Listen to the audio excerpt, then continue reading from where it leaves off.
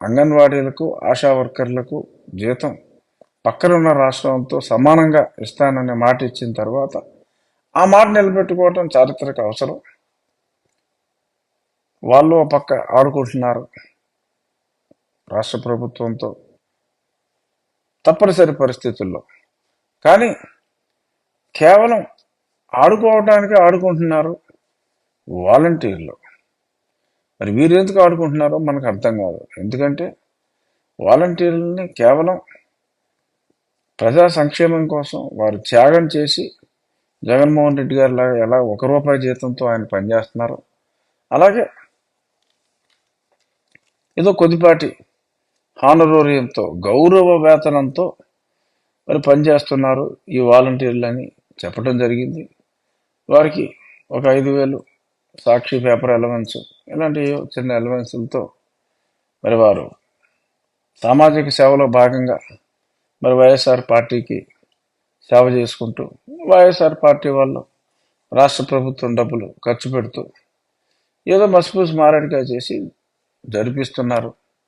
ఇక్కడ ముఖ్యమైన పాయింట్ ఏంటి? సొమ్ము మందే, షోకు యువజన శ్రామిక రైతు కాంగ్రెస్ పార్టీది. ఏదో 5,000 చొప్పున ఇస్తున్నారు రాష్ట్రానికి. మరి నెలకి మరి 2,70,000 మందికి 5,000 చొప్పున మరి ఎన్నో వేల కోట్లు మనం ఖర్చు పెడుతున్నాం. కేడరా దూరం అయింది పార్టీకి. నాకు వీళ్ళు ఉన్నారనుకున్నారు. ఇప్పుడు వాళ్ళు స్ట్రైక్ అంటున్నారు. ఏంటంటే అంటే మరి 5,000కి ఎందుకు చేరారో తెలియదు. మరి ఏదన్నా ఒక సంవత్సరం తర్వాత పెంచితే 5,000ని 6,000 చేస్తారు, లేకపోతే ఇంకో 1,000 కలిపి 7,000 చేస్తారు. దీనికి మరి వాళ్ళు ఎంత అడుగుతున్నారు? 18,000 అడుగుతున్నారా వాలంటీర్లు? 16,000 నుంచి 18,000 చేయమని చెప్పి వారి సేవలకు సేవారత్న అవార్డులు లేకపోతే సేవా వజ్ర అవార్డులు సరిపో, మాకు జీతం 3.5 times పెంచాలి అని చెప్పి మరి వాళ్ళ వాలంటీర్లు స్ట్రైక్ కూడా కొన్ని ప్రాంతాల్లో సమ్మె చేస్తామని అంటున్నారు. ఆశ్చర్యం, అసలు వాళ్ళకి విధులే లేవు. మరి సమ్మె ఎందుకు చేస్తారో అర్థం కాదు. ఒకవేళ ఈ 1వ తారీఖుకి డబ్బులు ఇవ్వటానికి ప్రభుత్వం దగ్గర పింఛన్లు ఇవ్వడానికి డబ్బులు లేవా? ఆ డబ్బులు ఇవ్వడానికి ఇబ్బందిగా ఉండి వీళ్ళే స్ట్రైక్ చేయమంటున్నారా? ఏమో తెలియదు.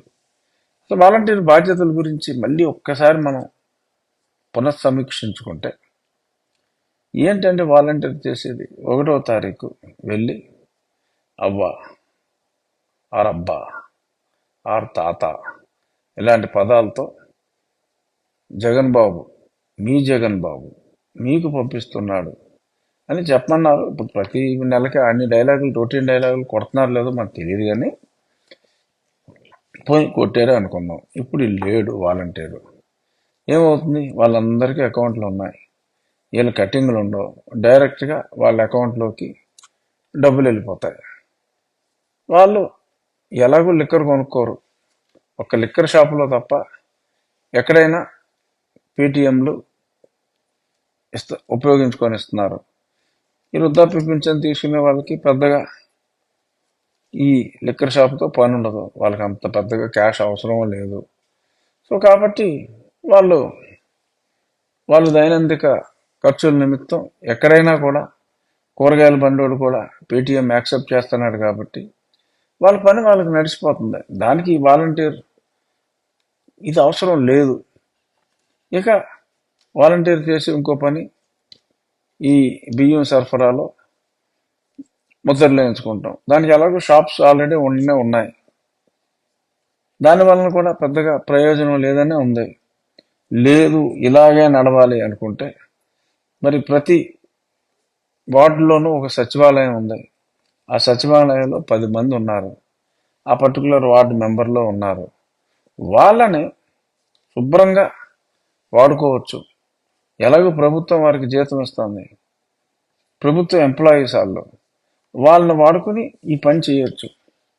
మరి ఇప్పుడు కేవలం ఎన్నికల సమయంలో ఇదేదో వంక పెట్టి మరి వాళ్ళకి గౌరవ వేతనాన్ని ఇష్టం వచ్చినట్టుగా ఒక ఉద్యోగి స్థాయిలో ఒక ఉద్యోగిగా ఇవ్వటానికి ఉంటుందా అన్నది ఆలోచిస్తే, మరి ఇచ్చింది ఉద్యోగం కాదు గనక సాయిరెడ్డి చెప్పినా, సుబ్బారెడ్డి చెప్పినా, రామకృష్ణారెడ్డి చెప్పినా, ఇంకో రెడ్డి ఏ రెడ్డి చెప్పినా, చెవిరెడ్డి చెప్పినా ఇచ్చేశారు ఉద్యోగాలు. ఎందుకంటే అది ఉద్యోగం కాదు కనుక.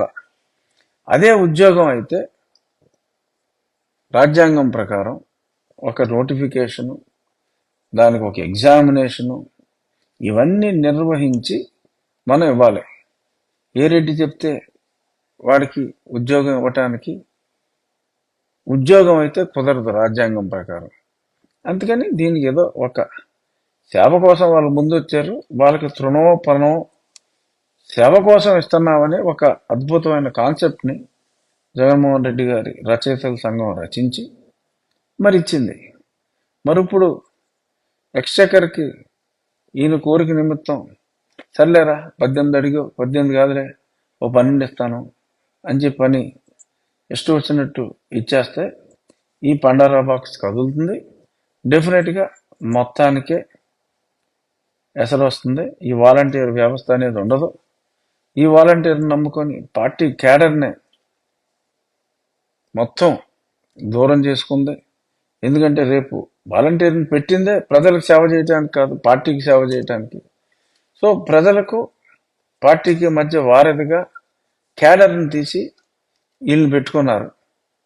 మరి ఇప్పుడు వీళ్ళు సొమ్ములు అడుగుతున్నారు. మరి సొమ్ములు ప్రైవేటుగా పార్టీ ఇచ్చుకొని మరి ఎలక్షన్ పని చేయించుకుంటుందో అదో రకం. మరి అలా కాకుండా ప్రజల్ని ఇంకా మటాష్ చేద్దామని చెప్పి ప్రజల సొమ్ముని ట్యాక్సుల రూపంలో మరిన్ని ట్యాక్సులు వేసి వీళ్ళకి పార్టీ కోసం పనిచేసే ఈ వాలంటీర్లకి ఖర్చు పెడుతుందా, అసలు వాలంటీర్ అవసరమా అనే చర్చ ఇప్పుడు మళ్ళీ రెండోసారి మొదలవుతోంది. చూద్దాం. మరి ఆడదాం ఆంధ్రాకి మరి జనాలు తీసుకురావడానికి కూడా ఈ సచివాలయం స్టాఫ్కి వాలంటీర్లకి ఇచ్చారట. మరి ముఖ్యమంత్రి వచ్చిన దగ్గరే లేరు జనం. మరి ఇంకా మామూలుగా ఈ మంత్రులు వాళ్ళు అక్కడికి వెళ్ళి ఆడేసుకోండి అంటే అసలు ఎంతమంది వస్తారు? ఆడదాం ఆంధ్ర అనేది ఒక నవ్వుల ప్రక్రియగా మారిపోయింది అంటంలో సందేహం లేదు. జనం ఆడుకుంటున్నారు ఆంధ్ర నాయకులతో, ఎమ్మెల్యేలతో. జగన్ గారు ఆడుకుంటున్నారు మరి రోజా గారితో. మరి జగన్మోహన్ రెడ్డి గారు బ్యాటింగే నేర్పించారు. మరి ఆ తర్వాత జగన్మోహన్ రెడ్డి గారు బౌలింగ్ కూడా చేసి రోజా గారు వికెట్ తీసేస్తారా మనకు తెలీదు. ఏదైనా వికెట్ని తాకనివ్వకుండా రోజా గారు బ్యాటింగ్ బ్రహ్మాండంగా చెయ్యాలని నేను కోరుకుంటున్నా. మీ వికెట్ మటుకు తీనివ్వకండి. మీకు బ్యాటింగ్ నేర్పిన జగన్మోహన్ రెడ్డి గారు బౌలర్గా మారి మీ వికెట్ని మటుకు తీనివ్వద్దని చెప్పి మనస్ఫూర్తిగా రోజా గారి అభిమానిగా నేను కోరుకుంటున్నా. ఇక